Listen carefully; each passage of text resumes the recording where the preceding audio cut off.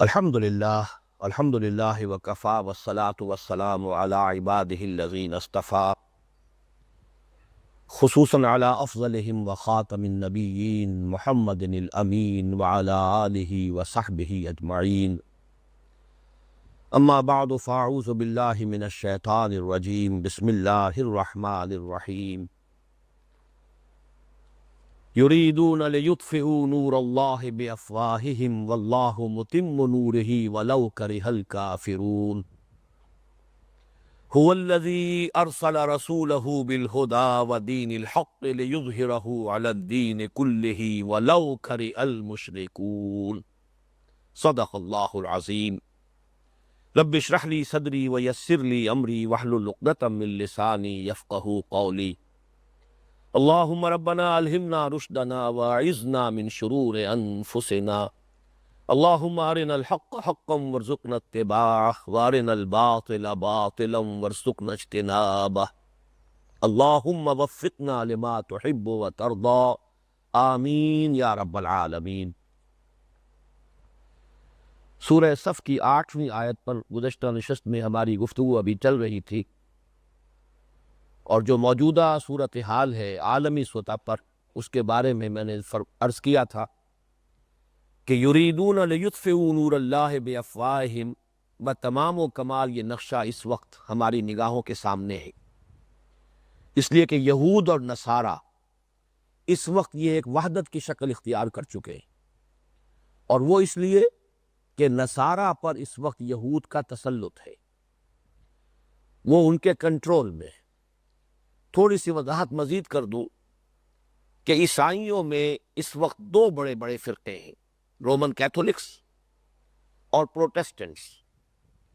Roman Catholics میں اس وقت بھی ان کے دلوں میں یہود کی دشمنی موجود ہے، لیکن یہ کہ پروٹیسٹنٹس اس درجے غالب ہے اس وقت دنیا میں، امریکہ، برطانیہ اور فرانس، ان تینوں ممالک میں جو عیسائیت، غالب عیسائیت ہے، وہ پروٹیسٹنٹ ہے۔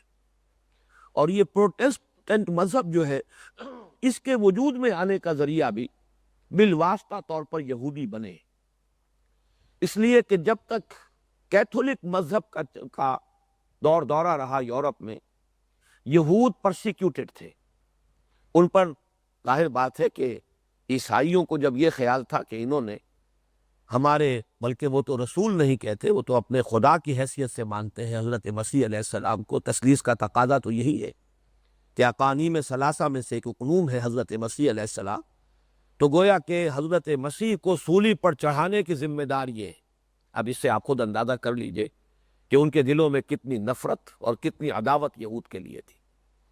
اس میں انہوں نے نقب لگائی ہے اس مذہب کے ذریعے سے، لبرلزم، آزاد خیالی، وہ جو تسلط تھا عیسائی، جو بھی ڈوگما تھا اس کو انہوں نے ان دو چیزوں کے حوالے سے اس کے تسلط کو، اس کی گرفت کو کمزور کیا ہے، اور اسی کے ذریعے سے انہوں نے پھر یورپ میں سود کی اجازت حاصل کی ہے، ورنہ اس سے پہلے وہاں پر سودی لین دین بالکل حرام تھا، ممنوع تھا۔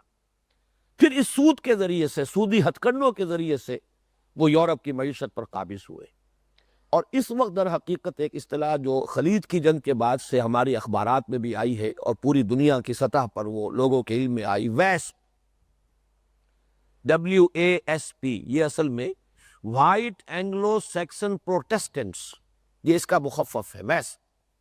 تو وائٹ اینگلو سیکسن پروٹیسٹنٹس کے اوپر تسلط ہے یہود کا، اور یہ وائٹ اینگلو سیکسن پروٹیسٹنٹس جو ہے گویا کہ کرسچن ورلڈ کے اوپر چھائے ہوئے ہیں۔ اس طریقے سے سلسلے وار گویا کہ زائنزم اور یہودیت جو ہے اس وقت کی، وہ اس وقت یہ پوری مغربی دنیا کو کنٹرول کر رہی ہے۔ یہ ہے وہ نقشہ کہ جو اس وقت ہمارے سامنے ہے، اور اسلام انہیں اپنا اب سب سے بڑا دشمن نظر آ رہا ہے، اور اسلام میں بھی خاص طور پر وہ لوگ مسلمانوں میں سے کہ جو اسلام کو دین کی حیثیت سے سامنے رکھ کر اس کے غلبے کی جد و جہد کر رہے ہیں۔ یہ ہے وہ نقشہ یریدون لیطفئوا نور اللہ بافواہہم کا، لیکن یہ کہ یہ صورتحال بدلے گی، واللہ متم نورہ ولو کرہ الکافرون، یہ الفاظ بتمام و کمال اب سامنے آئیں گے کہ دین حق کا غلبہ ہوگا پورے کرۂ ارضی پر۔ اس کی جو خبریں دی گئی ہیں حدیث نبوی میں چونکہ اس کو اس زمانے میں ہم نے خاص طور پر عام کیا ہے، اس لیے کہ حالات بظاہر اس وقت اتنے مایوس کن ہیں کہ نبض ڈوبتی سی محسوس ہوتی ہے انسان کو، امید جو ہے اس کا دامن ہاتھ سے چھوٹتا محسوس ہوتا ہے۔ مسلمان جس صورتحال سے اس وقت دوچار ہے، تو اس کے لیے ضروری ہے کہ وہ پیشین گوئیاں جو غلبہ اسلام کی اور اتمام نور دین کی، اور وہ جس کا میں نے علامہ اقبال کا شعر آپ کو سنایا کہ شب گریزاں ہوگی آخر جلوہ خورشید سے، اور یہ جہاں معمور ہوگا نغمہ توحید سے، اس کے لیے جو خبریں سری خبریں دی ہیں محمد رسول اللہ صلی اللہ علیہ وسلم نے، انہیں عام کرنے کی ضرورت ہے تاکہ لوگوں کے سامنے یہ امید کے لیے ایک سہارا موجود رہے۔ ان میں سے جو حدیثیں ہم نے کافی عام کی ہیں، ان میں سے ایک حدیث تو وہ ہے کہ جس میں حضور نے خوشخبری دی ہے کہ خلافت علی منہاج النبوہ کا دور، جو ایک تو آپ کے زمانے کے بعد متصلاً دنیا میں آیا، ایک تو وہ دور ہے، لیکن ایک دور پھر آئے گا۔ 5 ادوار کی آپ نے وضاحت کی۔ حضرت نعمان ابن بشیر رضی اللہ تعالیٰ عنہ کی جو روایت مسند احمد ابن حنبل میں ہے، اس کو ہم نے بہت عام کیا تھا، لیکن یہ کہ یہ روایت ذرا تفصیل کے ساتھ مولانا مودودی نے درج کی تھی اپنی کتاب میں تجدید و احیاء دین۔ اس کے جو الفاظ ہیں وہ میں آپ کو پڑھ کر سنا رہا ہوں کہ اس سے اندازہ ہوگا کہ حضور نے اس آخری دور کی جو خوشخبری دی ہے اس کی کیا مزید وضاحت اور تشریح فرمائی ہے۔ حضور نے ارشاد فرمایا ان اول دینکم نبوۃ و رحمت، تمہارے دین کا یہ پہلا دور جو ہے یہ نبوت اور رحمت کا دور ہے۔ وَتَكُونُ فِيكُم مَا شَاءَ اللَّهُ أَن تَكُونَ، یہ رہے گا تم میں جب تک اللہ چاہے گا کہ وہ رہے۔ ثُمَّ يَرْفَعُ اللَّهُ جَلَّ جَلَالُهُ، پھر اللہ جل جلالہ اسے اٹھا لے گا، یعنی حضور نے اپنے انتقال کی گویا کہ یہاں خبر دی ہے۔ بہرحال میری موت کے ساتھ یہ دور نبوت و رحمت جو ہے یہ اس کا ایک اختتام ہوگا۔ ثم تکون خلافت علی منہاج النبوہ، پھر ایک دور آئے گا خلافت علی منہاج النبوہ کا۔ یہ اصطلاح جو ہے میں چاہتا ہوں کہ اچھی طرح آپ سمجھ لیں، نبوت کے طریقے پر خلافت، نبوت کے نقش قدم پر خلافت، نبوت کے مشن کی تکمیل کے لیے خلافت، خلافت علی منہاج النبوہ۔ فرمایا کہ یہ بھی رہے گی ما شاء اللہ ان تکون، جب تک اللہ چاہے گا رہے گی۔ ثم یرفع اللہ جل جلالہ، پھر اللہ اسے بھی اٹھا لے گا۔ ثم یکون ملکا عاضا، پھر ایک کٹ کھنی حکومت اور ملوکیت کا دور آئے گا۔ عض یعوض کہتے ہیں دانتوں سے کاٹنا، کٹ کھنی یعنی ظالم ملوکیت کا دور آئے گا۔ تو وہ دور بھی رہے گا جب تک کہ اللہ چاہے گا، ما شاء اللہ ان یکون۔ ثم یرفع اللہ جل جلالہ، پھر اللہ جل جلالہ اسے بھی اٹھا لیں گے، وہ دور بھی ختم ہو جائے گا۔ ثم تکون ملکا جبریتا، پھر ایک مجبوری کی ملوکیت کا دور آئے گا، جس سے جو مفہوم میں نے اخذ کیا وہ یہ کہ غلامی کا دور آئے گا۔ پہلا دور ملوکیت وہ تھا کہ ملوک و سلاطین بہرحال مسلمان تو تھے، اور ان میں جہاں برے تھے اچھے بھی تھے۔ پھر وہ دور آیا ویسٹرن امپیریلزم کا، کہیں انگریز آ گئے، کہیں فرانسیسی آ گئے، کہیں ڈچ آ گئے، کہیں پورچوگیز آ گئے، کہیں اطالوی آ گئے، تو یہ بھی ملوکیت تھی، لیکن یہ ملوکیت اب مجبوری کی ملوکیت تھی کہ اس میں ساتھ ہمارے لیے غلامی شامل تھی۔ فرمایا فَتَكُونُ مَا شَاءَ اللَّهُ أَن تَكُونَ ثُمَّ يَرْفَعُ اللَّهُ جَلَّ جَلَالُهُ، یہ دور بھی رہے گا جب تک اللہ چاہے گا کہ رہے، پھر اللہ اس کو جل جلالہ سے اٹھا لے گا۔ ثُمَّ تَكُونُ خِلَافَةً عَلَى مِنْهَاجِ النُّبُوَّةِ، پھر دور آئے گا خلافت علی منہاج النبوہ کا۔ یہ بہت بڑی خوشخبری ہے، فابشروا، بشارت حاصل کیجئے اس سے کہ پھر وہ دور آ کر رہے گا خلافت علی منہاج النبوہ کا۔ فرمایا اس خلافت علی منہاج النبوہ کی جو دور اب آئے گا اس کی شان کیا ہوگی؟ تعمل فی الناس بسنت النبی، لوگوں میں نبی کی سنت کے مطابق معاملہ کیا جائے گا۔ وَيُلْقِي الْإِسْلَامُ بِجِرَانِهِ فِي الْأَرْضِ، اسلام اپنے قدم مضبوطی کے ساتھ زمین میں جما لے گا۔ یرضى عنها ساکن السماء و ساکن الارض، پھر اس سے آسمان والے بھی خوش ہوں گے اور زمین والے بھی خوش ہوں گے۔ لا تدع السماء من قطر لا صبته، آسمان نہیں باقی رکھے گا جو بھی اس کے اندر خزانے ہیں اللہ کی رحمت کے، وہ بارش کی شکل میں وہ زمین پر برسائے گا۔ ولا تدع الارض من نباتها وبرکاتها شيئا الا اخرجته، اور زمین میں اللہ تعالیٰ نے اس کی نباتات اور برکات کے جو خزانے رکھے ہیں وہ بھی اب ان کو رکھے گی نہیں بلکہ نکال باہر کرے گی۔ آسمان کی سے بھی برکتوں کا نزول ہوگا اور زمین میں سے بھی جو برکات ہے ان کا خروج ہوگا، ظہور ہو جائے گا۔ یہ دور ہے کہ جو آ کر رہنا ہے، واللہ متم نورہ ولو کرہ الکافرون۔ اسی کے سلسلے میں دوسری حدیث جو ہے کہ یہ جو دور آئے گا اب یہ عالمی ہوگا، یعنی یہ بات سمجھ لینے کی ہے اس وقت ہمارے لیے کہ یہ جو حالات کا ارتقاء خاص رخ پر جا رہا ہے، پھر اس میں صرف ایک ٹرن کی ضرورت ہوگی۔ دنیا میں بے شمار ممالک اور بے شمار نظام اگر تھے، ہوتے ہوتے وہ ایک ورلڈ آرڈر تک تو انسان اب پہنچ گیا ہے۔ اگرچہ بالفعل اس وقت وہ ورلڈ آرڈر جو ہے وہ جیو ورلڈ آرڈر ہے، اس وقت چونکہ ٹاپ پر یہود ہے، sole supreme power on earth controlled by Jews, اس اعتبار سے یہ نیو ورلڈ آرڈر جو ہے حقیقت میں اس وقت جیو ورلڈ آرڈر ہے۔ لیکن اب اس کے لیے پھر ایک ہی ٹرن ہوگا کہ جب کہ پوری دنیا کا نظام ایک بن چکا ہو، پھر تو یہ کہ ایک ہی تبدیلی ہوگی۔ اب آپ کو پیس میل تبدیلی لانے کی ضرورت نہیں ہوگی دنیا میں، بلکہ یہی جیو ورلڈ آرڈر در حقیقت اسلام کے جسٹ ورلڈ آرڈر میں تبدیل ہو جائے گا۔ عالمی نظام تو آ گیا، اس عالمی سطح پر اسلام کا غلبہ، یہ گویا کہ پھر ایک قدم اور تاریخ کی صرف ایک اور کروٹ ہوگی کہ جس کے بعد وہ پورے کرۂ ارضی پر اسلام کا غلبہ ہوگا۔ اور یہ جو خلافت علی منہاج النبوہ جس کی اس حدیث میں حضور نے پیشن گوئی فرمائی کہ آنے والا ہے یہ دور، اب جب یہ خلافت علی منہاج النبوت کا دور آئے گا تو یہ کسی ایک علاقے میں محدود نہیں ہوگا بلکہ پورے کرۂ ارضی پر محیط ہوگا۔ اس کے لیے یہ دو حدیثیں بہت اہم ہیں۔ ایک ہے مسلم شریف کی روایت، رواہ مسلم و ترمذی و ابو داود و ابن ماجہ۔ ظاہر بات ہے کہ مسلم تو صحیحین میں سے ہے، صحیح مسلم یہ ٹاپ کی دو حدیث کی کتابوں میں سے ہے، تو باقی یہ کہ ترمذی میں، ابو داود میں، ابن ماجہ میں یہ روایت موجود ہے۔ حضرت ثوبان رضی اللہ تعالیٰ عنہ اس کے راوی ہے۔ قال رسول اللہ صلی اللہ علیہ وسلم کہ حضور نے فرمایا، ان اللہ زوالی الارض، اللہ تعالیٰ نے میرے لیے زمین کو سکیڑ دیا یا لپیٹ دیا، فرأیت مشارقہا و مغاربہا، تو میں نے اس کے سارے مشرق دیکھ لیے، سارے مغرب دیکھ لیے۔ اب یہ معاملہ جو ہے ہماری سمجھ میں آنے والا نہیں ہے، یہ اللہ تعالیٰ مشاہدات کراتا ہے اپنے انبیاء کو جس شکل میں کراتا ہے۔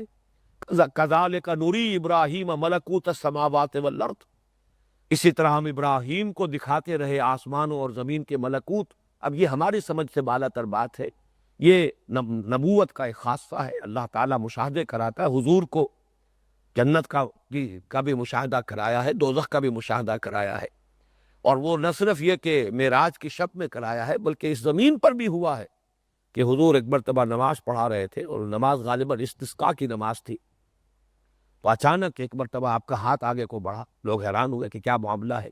ایک مرتبہ آپ کچھ جیسے کسی چیز سے کی دہشت سے پیچھے ہٹنے کو، کیا ایک غیر ارادی اور اضطراری عمل ہوتا ہے، وہ کیفیت ہوئی۔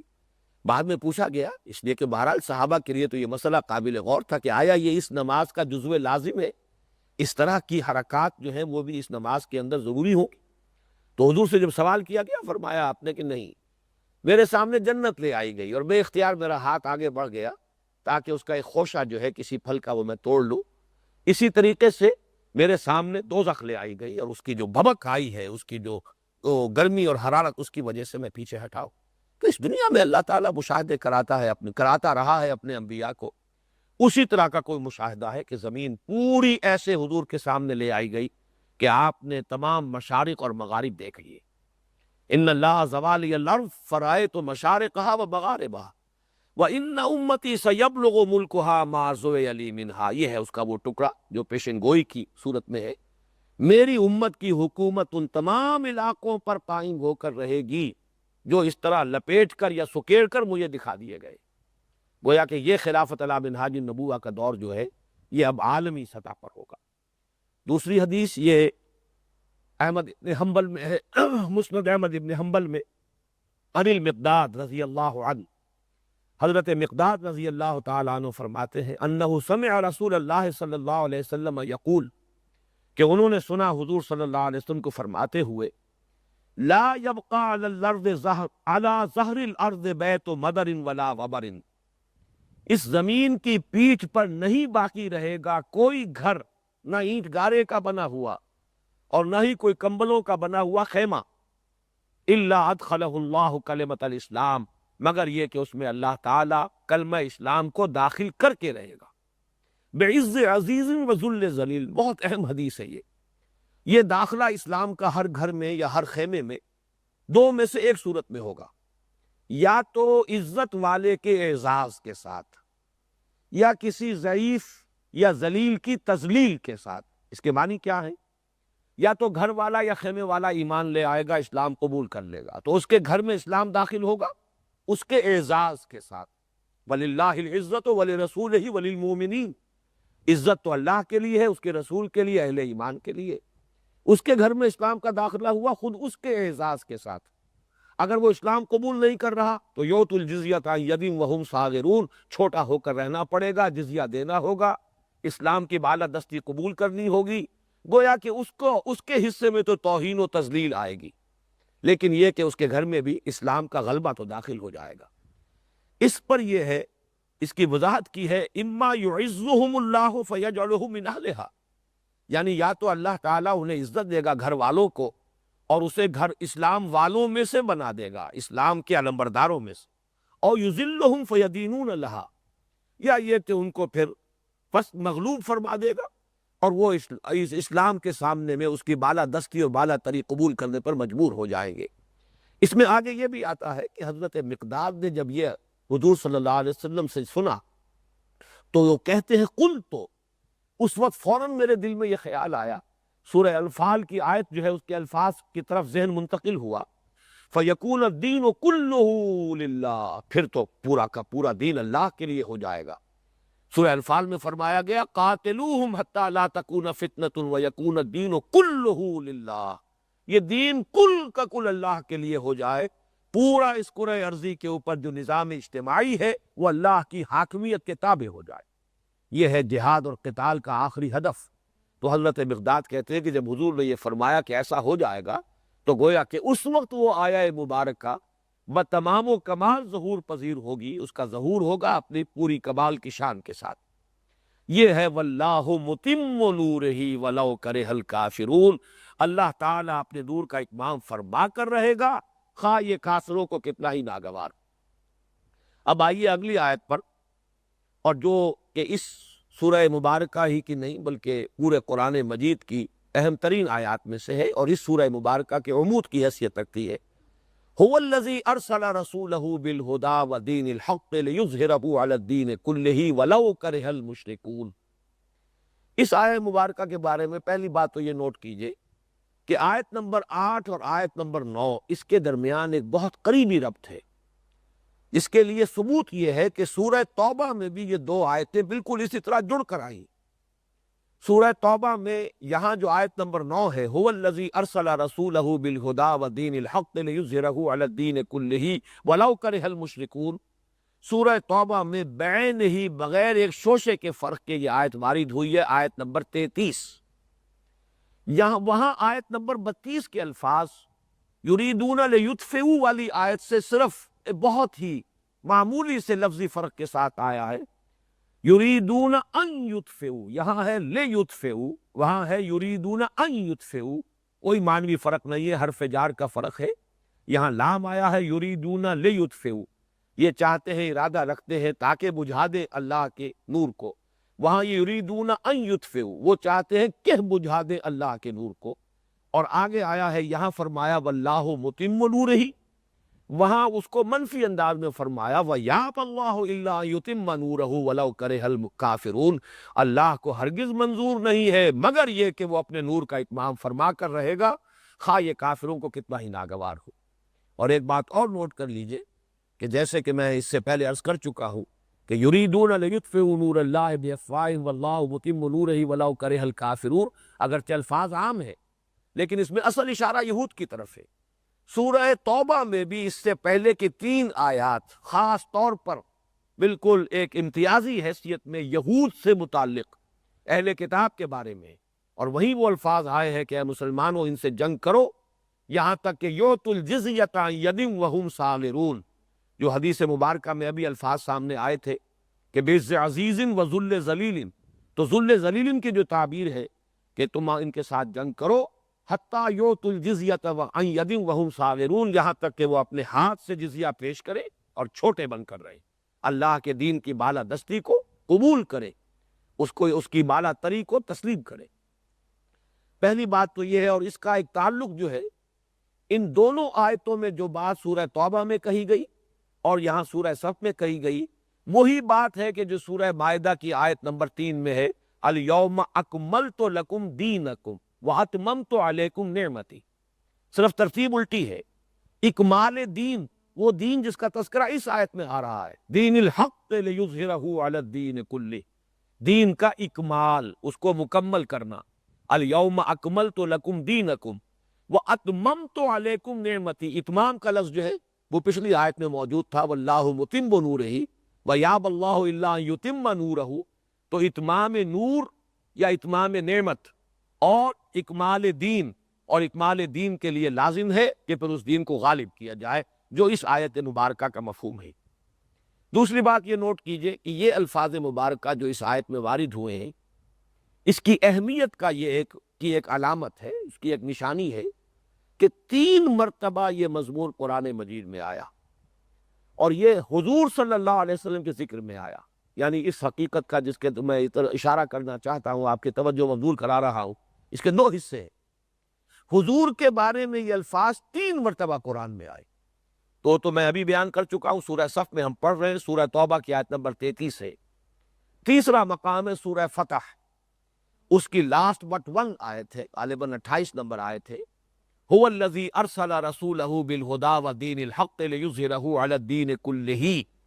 یہاں تک شوشے کا فرق بھی نہیں، البتہ اختتام پر وہاں ولو کرہ المشرکون کی بجائے وکفیٰ باللہ شہیدہ کے الفاظ آئے، لیکن یہ کہ جو اس کا بڑا حصہ ہے اس آیت مبارکہ کا، وہ جوں کا تو وہاں بھی وارد ہوا ہے۔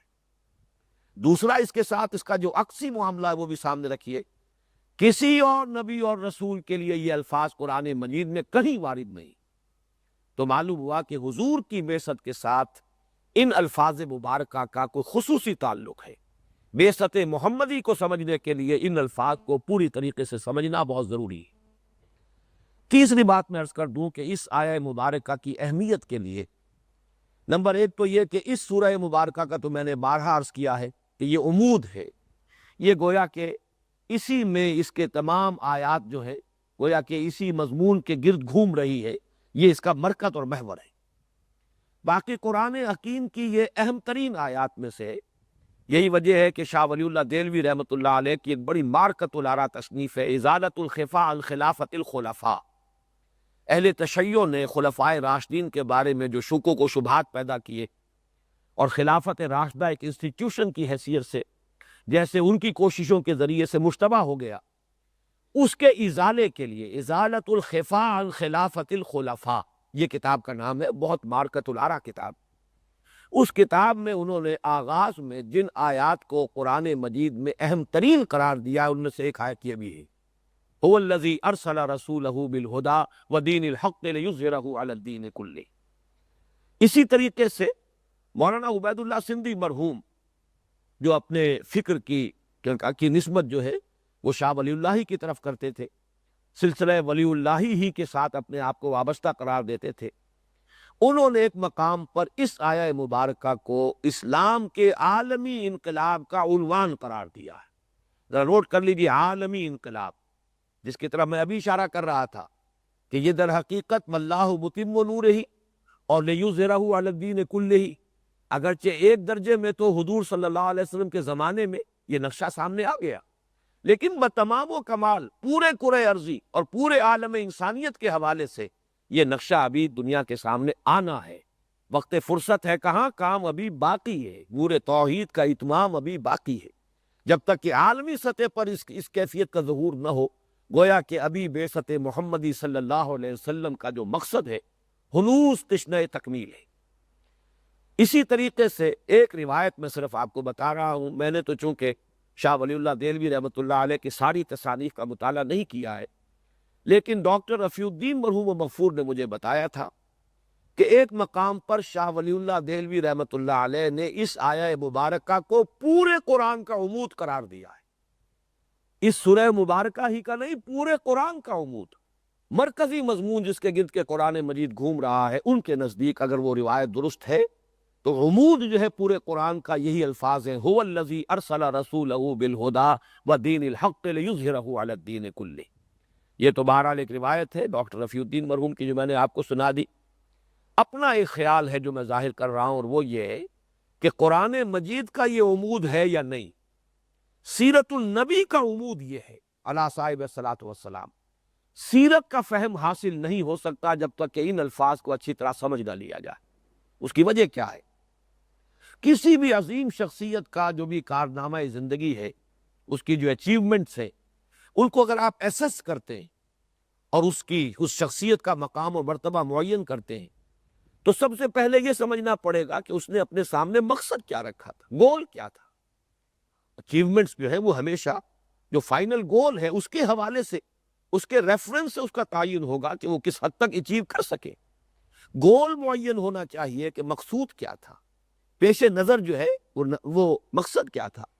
اور سیرت محمدی صلی اللہ علیہ وسلم کا اصل فہم حاصل ہوگا جب یہ مقصد بعثت محمدی علی صاحب الصلاۃ والسلام کہ جو اس آیہ مبارکہ میں بیان ہوا ہے، اسے اچھی طرح سمجھ لیا جائے۔ اس اعتبار سے میں یہ سمجھتا ہوں کہ ہمیں اس کے ایک ایک لفظ پر ذرا محنت صرف کرنی ہے، وقت لگانا ہے، تاکہ اس کے بارے میں پورے طور پر اس کے مفاہیم اور اس کا جو اصل مفہوم ہے وہ ہمارے سامنے واضح ہو جائے۔ میں حوالہ دے رہا ہوں کہ اللہ تعالیٰ کے فضل و کرم سے اب سے تقریباً یہ غالباً سن 76 یا 75 میں نے اس موضوع پر وہ مقالہ لکھا تھا جو اب موجود ہے، نبی اکرم صلی اللہ علیہ وسلم کا مقصد بعثت اور انقلاب نبوی کا اساسی منہاج۔ مختصر سا کتاب چاہے، کل شاید 70-72 صفحات ہے، جس میں صرف اس آیہ مبارکہ پر 26 صفحے کا میرا مضمون ہے۔ اور میں نے آج بھی ذرا اس کی برگردانی کی جبکہ میں اس درس کے بارے میں سوچ رہا تھا، تو اللہ تعالیٰ کا شکر جو ہے قلب کی گہرائی سے نکلا ہے، اللہ کا میں نے شکر ادا کیا، بلکہ محسوس کیا کہ شاید آج میں یہ مضمون لکھنا چاہوں تو نہ لکھ پاؤں۔ ہر وقت کی ایک خاص کیفیت ہوتی ہے کہ جس میں کوئی شے جو ہے اس کی ایک آمد کا معاملہ ہوتا ہے، اس وقت میں نے وہ مضمون لکھا ہے۔ میں اس لیے آپ تذکرہ کر رہا ہوں کہ کوشش کیجئے کہ اس مضمون کو آپ ضرور پڑھ لیں، اس لیے کہ ہمارے اس دور میں جبکہ ہماری ہمتیں جو ہے پست ہو چکی ہیں، دین کے غلبے کی جد و جہد کے لیے طبیعت آمادہ نہیں، بھاگ دوڑ ہے دنیا کے اصول کے لیے، دولت ہو، حیثیت ہو، وجاہت ہو، جائیداد ہو، شہرت ہو یا اقتدار ہو، یہ حاصل ہو جائے۔ باقی دین کی جد و جہد، دین میں اس کے لیے قناعت کرے گا کہ نماز پڑھ لی، روزہ رکھ لیا، کچھ اور جذبہ ہوا تو کچھ نفلی عبادتیں بھی کر لی، آگے یہ اقامت دین کی جد و جہد یا غلبہ دین کی جد و جہد ہے، اس کے لیے طبیعت آمادہ نہیں۔ اور انسان کو کچھ نہ کچھ عذر چاہیے، کچھ نہ کچھ بہانہ چاہیے۔ بہانہ جو ہے انسان، گرچہ بہانہ جو رہی میری نگاہ بے ادب، انسان تلاش کرتا ہے۔ یہ آیت مبارکہ اور یہ پوری سورہ مبارکہ سورہ صف جو ہے انسان کو ابھارتی ہے جہاد اور قتال پر۔ ان اللہ یحب الذین یقاتلون فی سبیلہ صفا کانہم بنیان مرصوص، یہ آیہ مبارکہ ہم پڑھ چکے ہیں۔ لہذا انسان اس کو کسی نہ کسی ذریعے سے تعویل کی سان پر چڑھا کر کوشش کرتا ہے کہ وہ جو فریضہ ہے اقامت دین کا، فریضہ ہے اظہار و دین الحق علی الدین کلہ کا، اس کی کوئی تعویل ایسی کرے کہ اس جد و جہد سے اپنے آپ کو مستثنیٰ کر سکے۔ اس دور میں بڑی شدید ضرورت ہے کہ اس آیہ مبارکہ کے ایک ایک لفظ کو اچھی طرح سمجھ لیا جائے۔ اب اس تمہید کے بعد غور کیجئے، هو الذی ارسل رسولہ، ہوا ضمیر ہے، ضمیر کا مرجع اللہ تعالیٰ کی ذات، واللہ متم نورہ ولو کرہ الکافرون، اللہ تو اپنے نور کا اتمام فرما کر رہے گا، خواہ کافروں کو کتنا ہی ناگوار ہو۔ هو الذی ارسل رسولہ، اس ہوا کا مرجع سابقہ آیت میں جو اللہ تعالیٰ کا نام آیا ہے، اللہ وہ اللہ ہے، هو الذی وہ ہے اللہ، ارسل رسولہ جس نے بھیجا اپنے رسول کو صلی اللہ علیہ وسلم۔ کوئی اس میں اختلاف نہیں، کوئی مجمع علیہ بات ہے کہ یہاں مراد محمد الرسول اللہ صلی اللہ علیہ وسلم، اگرچہ آپ کا نام نامی یہاں نہیں آیا ہے، اگرچہ لفظ عام ہے رسولہ، یہ لفظ جو ہے وہ تو تمام رسولوں پر اس کا اطلاق ہو سکتا ہے، لیکن یہ کہ اس پر اجماع ہے کہ اس سے مراد ہے محمد صلی اللہ علیہ وسلم۔ البتہ اس میں ایک لطیف سا مضمون ہے، اور وہ یہ ہے کہ رسول اگرچہ سب ہیں، جتنے بھی رسول اللہ نے بھیجے سب رسول ہیں، لیکن رسالت کا مصداق اتم مصداق کامل وہ محمد الرسول اللہ صلی اللہ علیہ وسلم۔ یہی وجہ ہے کہ دوسرے کچھ انبیاء اور رسول کے لیے کچھ نسبتیں ہیں۔ حضرت ابراہیم کے لیے خلیل اللہ، حضرت اسماعیل کے لیے ذبیح اللہ، حضرت موسیٰ کے لیے کلیم اللہ، لیکن محمد کے لیے رسول اللہ صلی اللہ علیہ وسلم۔ معلوم ہوا کہ یہ جامع بتمام و کمال پر راست آیا ہے، وہ ہے ذات محمدی صلی اللہ علیہ وسلم۔ جب بھی لفظ رسول کہا جائے گا بغیر کسی اور صراحت کے تو وہاں مراد ہوگے محمد صلی اللہ علیہ وسلم۔ هو الذی ارسل رسولہ، وہی ہے اللہ جس سے بھیجا اپنے رسول کو صلی اللہ علیہ وسلم، بالہدی و دین الحق۔ اب یہاں نوٹ کیجئے کہ دو چیزیں دے کر بھیجا، حرف پہ جار ہے، ساتھ دو چیزوں کے، بالہدی و دین الحق۔ الہدی سے مراد کیا ہوگا؟ اگرچہ لفظ عام ہے، ہدایت کے ساتھ بھیجا، لیکن ہدایت سے مراد کیا ہے؟ یہاں مراد ہے قرآن حکیم۔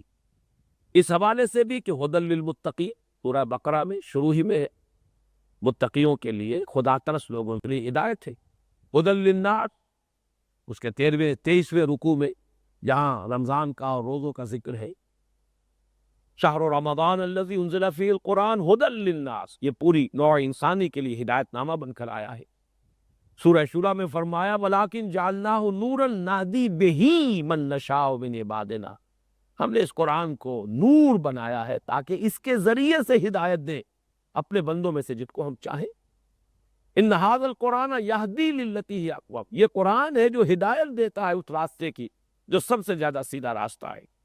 یا جنہوں نے سنا اِنَّا سَمِعْنَا قُرْآنًا عَجَبًا يَهْدِي إِلَى الرُّشْدِ، ہم نے ایک بہت عجیب اور دل ربا قرآن سنا ہے جو رشد اور کامیابی اور سعادت کی طرف ہدایت دیتا ہے۔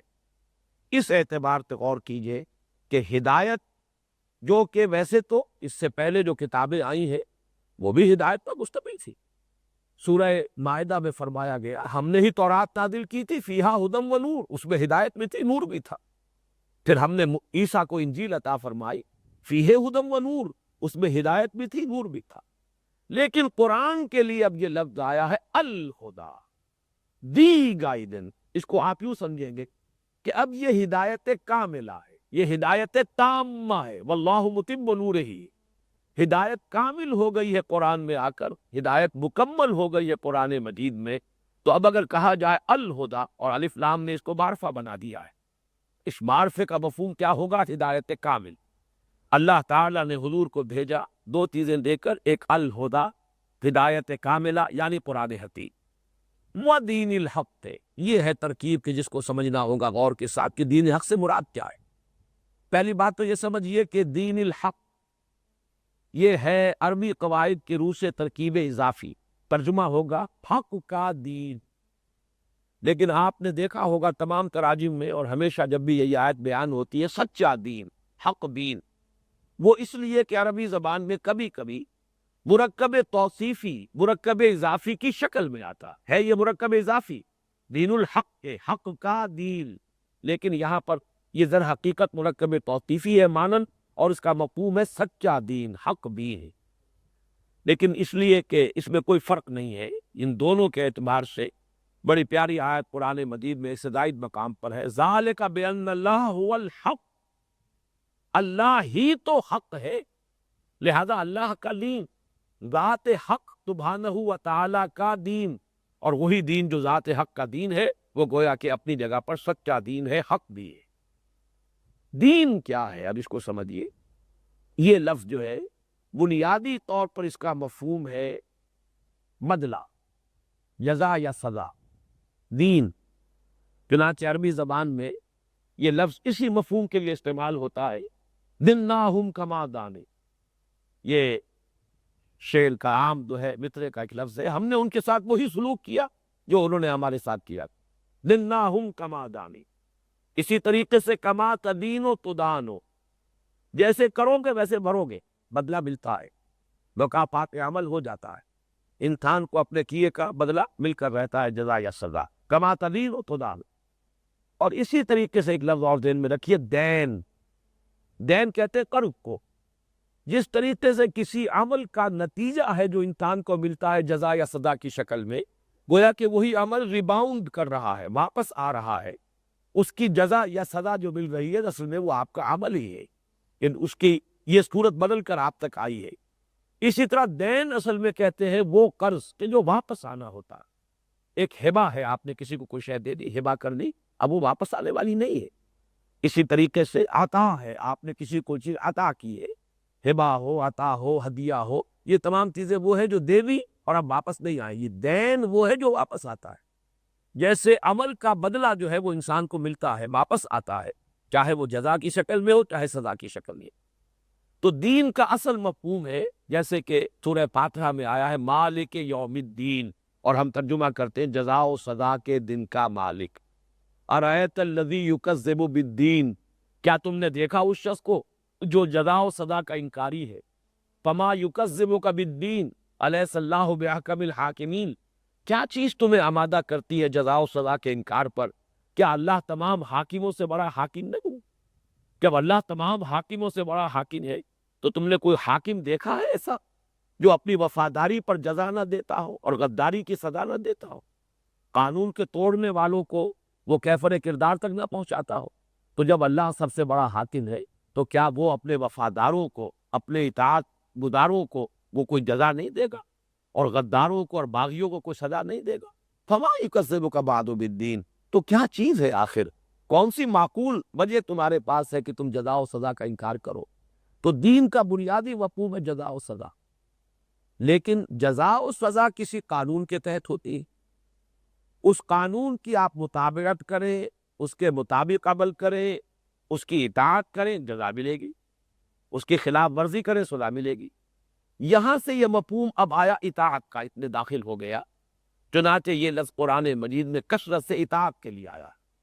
وما امروا الا لیعبدوا اللہ مخلصین لہ الدین، انہیں نہیں حکم ہوا تھا مگر یہ کہ اللہ کی بندگی کریں، اس کے لیے اپنی اطاعت کو خالص کرتے۔ یہ اطاعت تو خالص کر رہی، کہتا ہوں کہ کچھ چیزوں میں اطاعت اللہ کی ہو رہی ہے، کچھ چیزوں میں کسی اور کی ہو رہی۔ ادخلوا فی السلم کافہ، الا للہ الدین الخالص، اللہ کو وہی اطاعت قبول ہوگی جو خالص ہو، یہ نہ ہو کہ اس میں کسی اور کی بھی کوئی رضا جوئی شامل ہو، یا یہ کہ کسی معاملے میں اس کی اطاعت کی جا رہی ہو، کسی میں کسی اور کی اطاعت کی جا رہی ہو۔ تو یہ دین بمانی اطاعت۔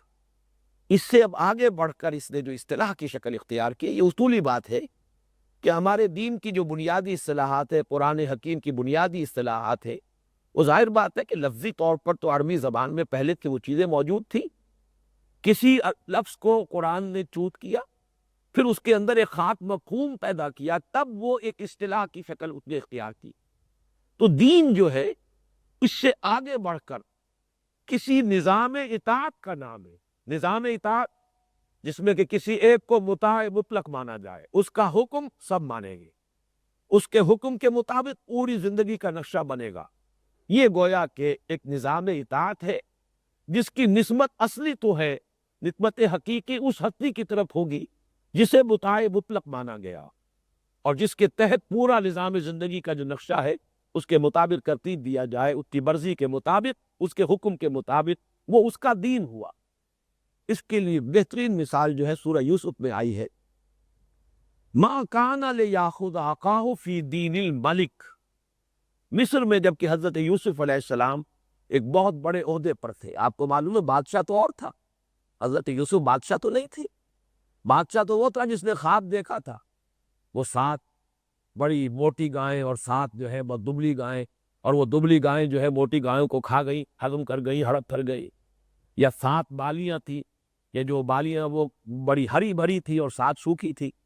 یہ خواب دیکھنے والا وہ بادشاہ تھا جس کی تعبیر پھر حضرت یوسف علیہ السلام نے بتائی ہے، اور اس بادشاہ نے پھر کہا کہ اب میرے پاس لے آؤ، میرے مقرب لوگوں میں سے ہوں گے یہ۔ اور اس وقت پھر حضرت یوسف علیہ السلام نے فرمایا، جب خواب کی تعبیر دی کہ بہت زبردست قحط آنے والا ہے، 7 سال تو آئیں گے خوشحالی کے، بہت اچھی فصلیں ہوں گی، پھر وہ 7 سال آئیں گے جو نہایت پک قحط کالی کے سال ہوں گے، پھر ان 7 سالوں میں کچھ بچا کر رکھ لو گے تو وہی کھا پاؤ گے، اگر ان 7 سالوں کے دوران کچھ سٹور نہیں کر سکو گے تو ایک ہلاکت طاری ہو جائے۔ وہ اب یہ ایک بہت بڑا پروجیکٹ تھا جس پر کہ خود حضرت یوسف نے فرمایا اجعلنی علی خزائن الارض، مجھے اختیار دے دو، اس لیے کہ میں حفیظ ہوں، علیم ہوں، میں ان تمام معاملات کی صلاحیت رکھتا ہوں، میں کنٹرول کروں گا. تو بہرحال یہ پورا نقشہ جو ہے وہ اس وقت کے مصر کے نظام کو سمجھ لیجیے کہ حضرت یوسف کو جو اتھارٹی ملی تھی، جو عہدہ ملا تھا، جو اختیارات ملے تھے، وہ بادشاہ کے دیے ہوئے تھے، ڈیلیگیٹڈ تھے. بادشاہ وہی تھا جس نے خواب دیکھا، لیکن اس کی طرف سے اختیار دیا گیا حضرت یوسف کو. اب جب وہ معاملہ ہوا ہے، جب حضرت یوسف کے بھائی آئے ہیں اپنے اس بادیہ نشینی کے حالت میں سے اور سخت قحط خالی کی کیفیت میں، اور یہاں پھر وہ معاملہ ہوا کہ حضرت یوسف بنیامین کو، اپنے چھوٹے بھائی کو اپنے پاس روکنا چاہتے، لیکن ان کو اختیار نہیں تھا. ما کان لیاخذ اخاہ فی دین الملک کذالک کدنا لیوسف. ہم نے یوسف کے لیے ایک شکل پیدا کر لی، یہ خاک ہماری طرف سے تھا معاملہ، جو بھی ایک ہیلا بن گیا اس وقت کہ حضرت یوسف اپنے بھائی کو روک سکے، ورنہ حضرت یوسف کے لیے ممکن نہیں تھا کہ دین الملک میں اپنے بھائی کو روک سکتے. تھا تو نظام بادشاہ کا دین الملک. اس سے اس لفظ کی حقیقت کو سمجھ لیجئے. دین الملک کیا ہے؟ جسے آج آپ کہیں گے نظام ملوکیت. بادشاہ ہے، بادشاہ کی زبان سے نکلا ہوا ہر لفظ قانون کی حیثیت رکھتا ہے. بادشاہ کا جو فرمان ہے واجب الاذعان ہے، واجب الاطاعت ہے. پورا زندگی کا نقشہ، جیسے کہ فرعون نے کبھی کہا تھا حضرت موسیٰ کے زمانے میں، الیس لی ملک مصر وہذہ الانہار تجری من تحتی، کیا مصر کی بادشاہت میرے ہاتھ میں نہیں؟ تو پورا نظام جو ہے وہ بادشاہ کے قبضہ قدرت میں. یہ ہے دین الملک. اسی پر ابتیاز کیجئے. دین اللہ، دین الحق کیا ہے؟ وہ نظام زندگی جس میں اللہ کو مطاع مطلق مانا جائے، حاکمیت اسی کی تسلیم کی جائے، اختیار مطلق اسی کا مانا جائے، اور اس کی مرضی کے تابع، اس کی دی ہوئی ہدایت کے مطابق جو بھی اس نے قوانین دے دیے ہیں، قواعد و ضوابط دے دیے ہیں، ان کے دائرے کے اندر اندر نظام زندگی جو ہے پورا کا پورا بنایا جائے، وہ دین اللہ ہے. اس معنی میں یہ لفظ قرآن مجید میں عجیب ہے، یہ کوئنسیڈنس ہے کہ 3 ہی مرتبہ اس آیت مبارکہ میں، کیونکہ 3 مرتبہ یہ الفاظ قرآن میں آئے، کو دین الحق کا لفظ آیا. هو الذی ارسل رسولہ بالہدی ودین الحق لیظہرہ علی الدین کلہ. 3 ہی مرتبہ دین اللہ آیا ہے، جس میں سب سے اہم جو آیت سورت ہے، سورت مبارکہ چاہیے، سورت النصر. اذا جاء نصر اللہ والفتح ورأیت الناس یدخلون فی دین اللہ افواجا. لوگ داخل ہو رہے ہیں اللہ کے دین میں فوج در فوج. یہاں یہ نہیں کہا کہ لوگ ایمان لا رہے ہیں، اس لیے کہ ان اللہ کے دین میں داخل ہونے والوں میں ایک کثیر تعداد ایسے لوگوں کی بھی تھی جن کو خود قرآن کہتا ہے کہ قالت الاعراب آمنا قل لم تؤمنوا ولکن قولوا اسلمنا. یہ ہم سورہ حجرات میں پڑھ چکے.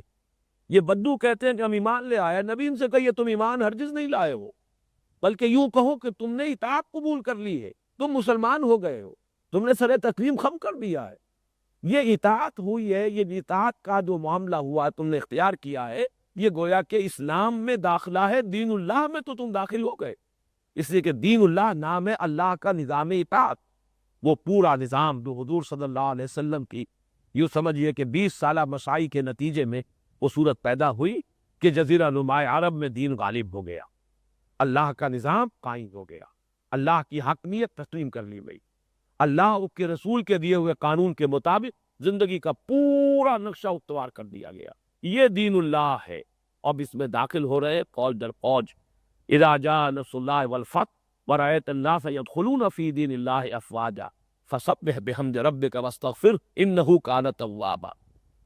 اب صرف ایک لفظ اس وقت صرف ذکر کر رہا ہوں، آیت کا ترجمہ ہی ہو سکے گا، اگلی نشست میں یہ مضمون ہمارا جاری رہے گا. هو الذی ارسل رسولہ بالہدی ودین الحق لیظہرہ.